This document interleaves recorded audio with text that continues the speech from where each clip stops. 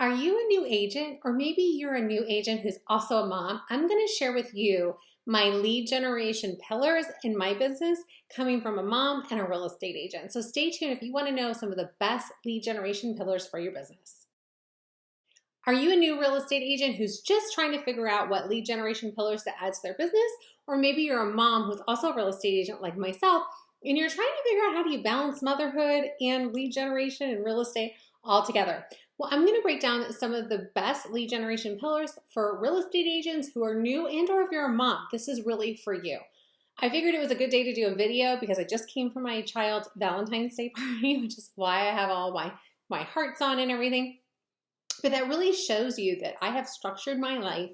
I have structured my lead generation so that way I can take 2 hours off in the morning today and 2 hours off in the afternoon to be able to go to my children's school to host the parties for both of their grades because I'm the room parent for both of their classes. So how do I do this and still generate leads and earn $22 million or do $22 million a year in sales?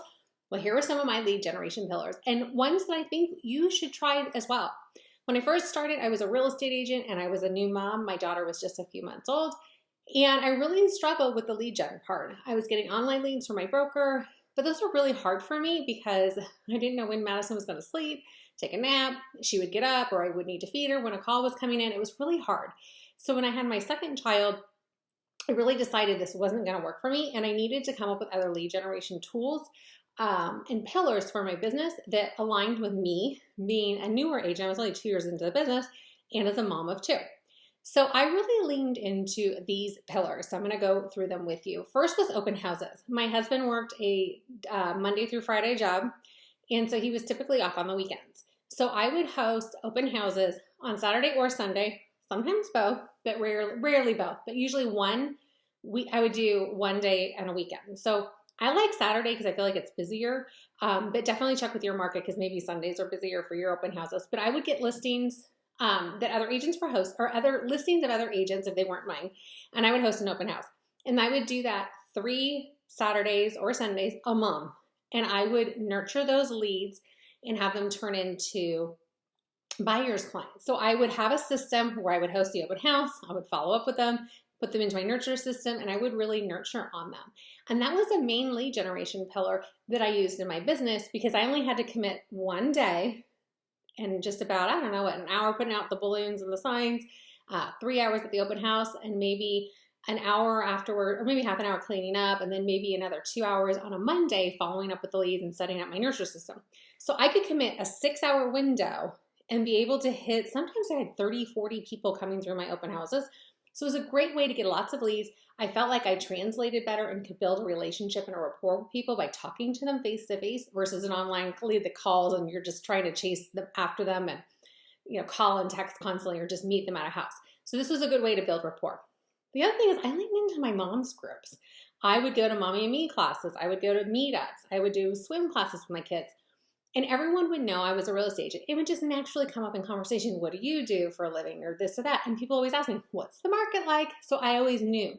And I would know statistics on neighborhoods in my area. I would focus on 4 big ones that I knew people were generally living in based on the amount of homes were in those neighborhoods. And I would just know my stats and know my numbers and how the market was doing.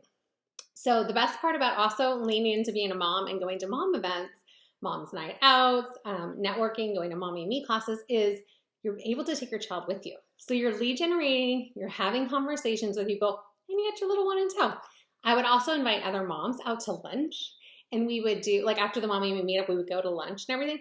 My idea was not to sell them a house, but I knew that demographic, a lot of them were renting, some of them were in a townhome or a condo, and they just had a baby, so they're maybe gonna outgrow it. So I would build a rapport with them and build up a friendship.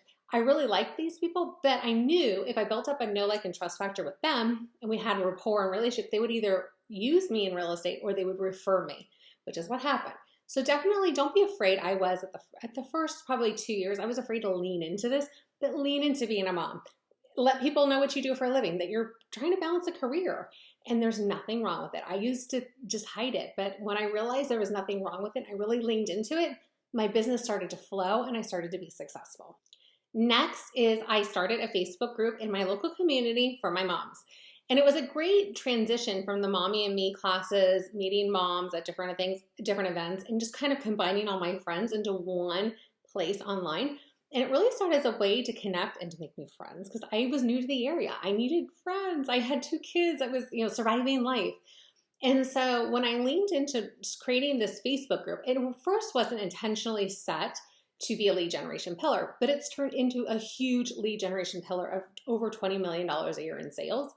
I don't know too many people who have free lead generation tools that turn into $22 million a year in sales, as it has for me.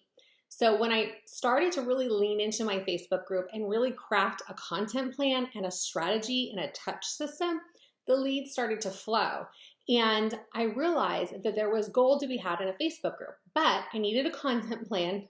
I needed a strategy on what content to post to then build my know, like, and trust, find leads, and then figure out ways of leveraging that and having them come to me when they had the buying signs or selling signs and realize that I was an expert in my community.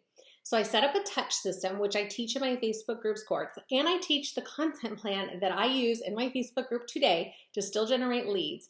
And I teach all that to agents because it's such a valuable tool. It's something that you own. If you switch brokerages, you can still have your group. It's not like Zillow Leads or something else where they're going to cut you off because it's their lead system. This is your own system. And the great thing about it is when I first started in real estate, they're like, you need to add your 100 people to your database. I was like, I don't know 100 people. But now I know 10,000 people. I have 10,000 people in my database that I'm constantly nurturing and staying in front of, which is building that know, like, and trust. And when you build that and they start to see you as their real estate agent, what happens? You get referrals. So now I have thousands of people in my database. I have a plan and I have a free nurturing system through a Facebook group that generates leads for me. So if you'd like any information about how I structure my Facebook group touch plan and my content plan, click on the link below and it's got a link directly to the course that we have all about Facebook groups. Not only are we going to teach you how to set it up, we're going to teach you the content and the touch plan, because the secret sauce is the content, how to find the leads and nurture them, and then nurture them with the touch point. So the touch plan. So we go over all of that, the content and the touch plan, all in my course. If you want more information or if you want to set up a call with me to see how I can help you, maybe you already have a Facebook group and wondering how you can leverage that better in your business, happy to chat with you and see if I would be a great match for you and coaching you on how to do that. So to cap it off, the 3 pillars that I recommend leaning into is open houses to get more cold leads into your business, nurturing the friends that you have. Go to the mommy and lean into being a mom, go into the Mommy and Me, going to the meetups, Mom's Night Out, all of those places, and build that know, like, and trust factor. So that leads to sales and it leads to referrals. And start a Facebook group. Not only is it free, but it's a good utilization of your time. I think everyone's got about an hour in a day, or even 2 30-minute blocks or 4 15-minute blocks to put towards lead generation. And that's what a Facebook group is. You're spending 15 minutes, 30 minutes in your group every day, but it's lead generation. You're not spending hours making dials.